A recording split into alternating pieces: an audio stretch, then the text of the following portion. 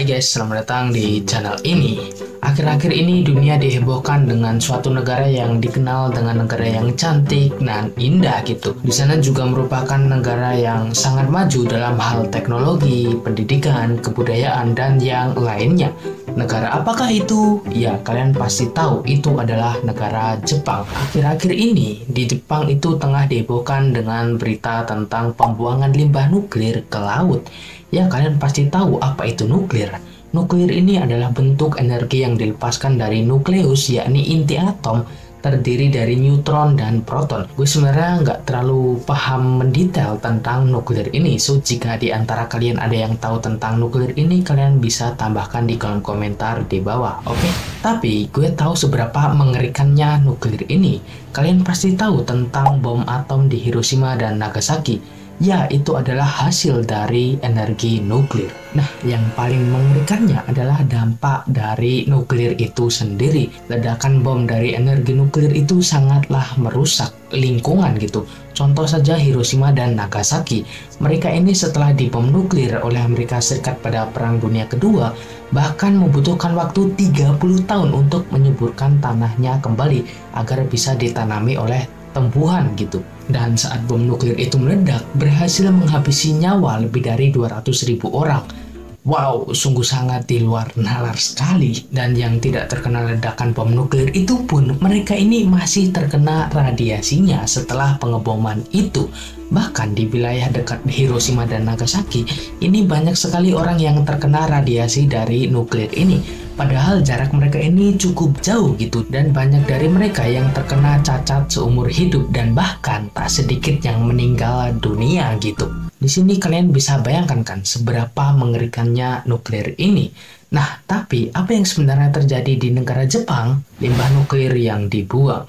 Limbah nuklir yang dibuang oleh Jepang merupakan air limbah hasil dari kerusakan pembangkit listrik tenaga nuklir Fukushima yang dihantam oleh tsunami pada 2011 yang lalu. Sejak bencana itu, air dipompa untuk mendinginkan bahan bakar reaktor nuklir di Fukushima. Air-air tersebut menjadi air yang telah terkontaminasi yang disimpan dalam tangki yang besar. Perusahaan yang bertanggung jawab atas operasi ini adalah Tokyo Electric Power Company atau TEPCO. Dilansir dari laman resmi perusahaan, TEPCO adalah sebuah perusahaan pembangkit listrik terbesar di Jepang. TEPCO ini memasok listrik untuk memenuhi permintaan lebih dari 29 juta pelanggan di Tokyo, yang merupakan pusat dari politik, ekonomi, dan budaya di Jepang, dan 8 prefektur di sekitarnya gitu. Berdasarkan situs PBS, TEPCO didirikan pada tahun 1951 saat Jepang ini berupaya untuk membangun kembali perekonomian dan infrastrukturnya setelah Perang Dunia Kedua. Pada tahun 1971, PLTN Fukushima Daiichi pun mulai beroperasi sebagai salah satu perusahaan pembangkit listrik terbesar di dunia.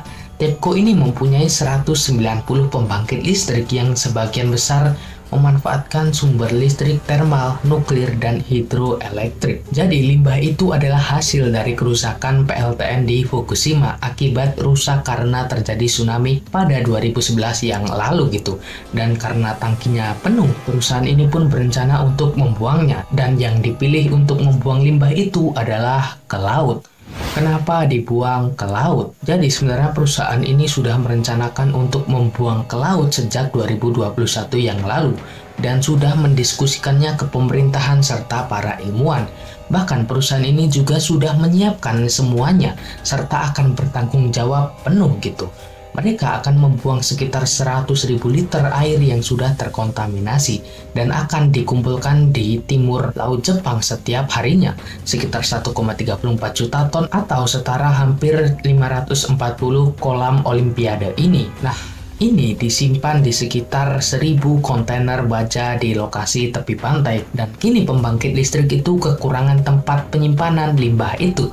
Mereka sebenarnya sudah berdiskusi selama bertahun-tahun guys terkait rencana membuang limbah itu. Mereka paling banyak akan membuang sekitar 500.000 liter limbah pembangkit listrik tenaga nuklir per harinya dan dibuang ke laut melalui pipa sepanjang 1 km. Operator pabrik TEPCO mengatakan bahwa mereka ini menggunakan sistem penyaring khusus yang disebut ALPS yang mampu menyaring dan menghilangkan semua unsur radioaktifnya. termasuk kalsium dan sautrium, kecuali tritium gitu. TEPCO ini menyatakan bahwa mereka menyaring limbah itu sangat di atas standar gitu. Jadi jika standarnya 50/100, nilai mereka itu 70 atau di atas KKM. Jadi dijamin aman guys. Kekhawatiran dunia dan dampaknya. Mendengar hal itu, sebenarnya beberapa masyarakat di negara tertentu ini memprotes keras pembuangan tersebut. Bahkan China dan Hong Kong ini sangat-sangat khawatir sampai-sampai mereka ini melarang impor produk hasil laut dari Jepang untuk masuk ke negara mereka gitu. Bahkan mereka memperketat regulasinya dan akan memeriksa mendetail untuk menghindari penyebaran radioaktif hasil laut yang terkena limbah. Di Indonesia ini juga banyak penolakan. Di Korea Selatan, masyarakatnya ini juga banyak yang mengecam tindakan itu, walaupun pemerintahnya ini tidak terlalu mempermasalahkannya. Jepang sendiri juga ada yang mengecam perbuatan itu, terutama yang dari sektor laut. Mereka khawatir hal itu akan berimbas dari hasil laut mereka. Teori konspirasi yang beredar karena hal ini. Sebenarnya banyak sekali teori-teori yang beredar dari tindakan ini guys, terutama dari para penyuka teori dan para spekulasi. Serta pendapat para ilmuwan, ada juga yang mengatakan tindakan ini berbahaya, ada juga yang mengatakan tindakan ini aman-aman saja, dan yang lain sebagainya. Pembuangan limbah 1,34 juta ton limbah nuklir Fukushima ke Laut Samudra Pasifik oleh pemerintah Jepang ini telah dilaksanakan pada Kamis 24 Agustus 2023 yang lalu. Hal ini membuat gempar dunia disertai banyak pendapat pro dan kontra oleh para ilmuwan. Dikutip dari bbc.com, Jepang akan membuang air limbah nuklir itu secara bertahap guys, setelah mendapatkan lampu hijau dari Badan Energi Atom Internasional atau IAEA gitu.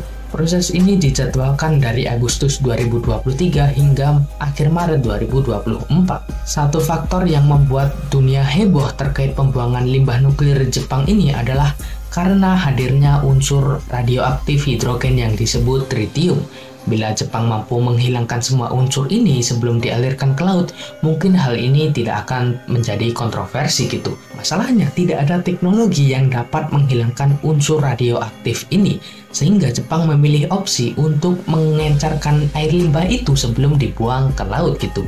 Sebagian pendapat ilmuwan yang pro, mereka ini berpendapat pelepasan ini aman untuk dilakukan karena tritium ini dapat ditemukan di air di seluruh dunia.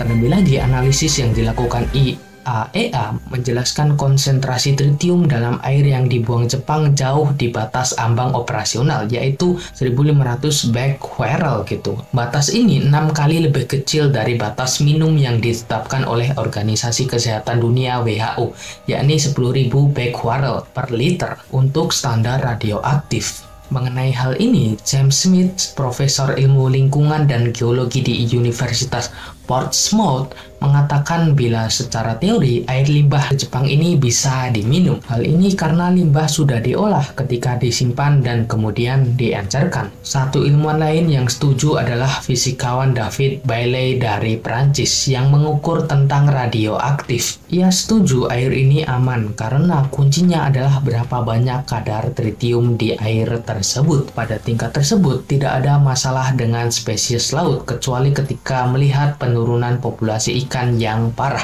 Katanya gitu. Ada juga yang berpendapat kontra mengenai hal ini. Mereka berpendapat meski dinilai aman, para kritikus yang juga ilmuwan ini mengakui perlu dilakukannya lebih banyak penelitian, terutama tentang dampak yang ditimbulkan di dasar laut, kehidupan laut hingga manusia. Emily Hammond, pakar hukum energi dan lingkungan Universitas George Washington, menyatakan tingkat radionuklida atau tritium akan menimbulkan pertanyaan baru yang tidak dapat dijawab sepenuhnya oleh ilmu pengetahuan. Ia menekankan bahwa meski di tingkat yang sangat rendah, apa yang bisa dinilai aman dari limbah nuklir gitu. Kepatuhan standar tidak berarti bila tidak ada konsekuensi terhadap lingkungan atau manusia yang disebabkan oleh keputusan tersebut, kata seseorang yang bernama si Hammond ini. Selanjutnya ada ahli biologi kelautan dari Universitas Hawaii, yakni Robert Richmond. Ia khawatir Jepang tidak mampu mendeteksi apa yang masuk ke dalam air, sehingga dampak radiologi dan ekologi ini terabaikan gitu. Terakhir, dari kelompok lingkungan Greenpeace merujuk termasuk pada penelitian yang melibatkan para ilmuwan di Universitas South California di bulan April 2023. Sean Burney, spesialis nuklir senior di Greenpeace Asia Timur, menjelaskan tritium ini memiliki efek yang negatif. Efek negatif langsung akan terjadi pada tanaman dan hewan yang menelan tritium secara langsung. Akibatnya, tanaman bisa berkurang kesuburannya dan struktur selnya rusak termasuk pada DNA-nya, kata si Sean Burney ini. Nah, kejadian pembuangan limbah ini juga pernah diramalkan oleh sebuah film kartun dari Amerika Serikat yang bernama The Simpsons. Pasti beberapa dari kalian tahu tentang film animasi ini. Film ini sangatlah terkenal karena terdapat misteri dan ramalan yang sering terjadi. Bahkan banyak juga adegan dalam film kartun ini terjadi di masa depan. Nah, kejadian ini mirip dengan adegan yang dimana seorang karakter The Simpsons ini membuang limbah nuklir ke air dan mengakibatkan pencemaran. Karena air itu juga yang menyebabkan evolusi dari makhluk yang tak wajar. Mereka jadi kayak monster gitu. Bayangin guys, kalau hal ini beneran terjadi gitu. Jujur aja gue nggak bisa ngebayangin coy. Dan juga kalian pasti juga pernah belajar tentang mekanisme hujan. Hujan itu dari air laut menguap dan menjadi awan dan terjadilah hujan. Nah, di sini bayangin kalau air laut itu adalah nuklir yang menguap gitu dan turun hujan bekas nuklir ini. Ini juga kayak adegan di film The Simpsons itu coy, yang hujan asam itu. Apakah hal ini benar-benar akan terjadi? So, itu semua cuman cocokologi dan cuma teori konspirasi semata gitu. Kalian sebenarnya nggak usah terlalu khawatir dan panik gitu, tapi tetaplah berwaspada. So, itu saja dari gue. Buat kalian yang belum klik tombol subscribe di bawah, kalian harus klik tombolnya karena akan banyak hal-hal yang menarik yang akan gue bahas ke depannya. Buat kalian yang mau memberikan saran, pendapat, atau kritikan, kalian bisa tulis aja di kolom komentar di bawah.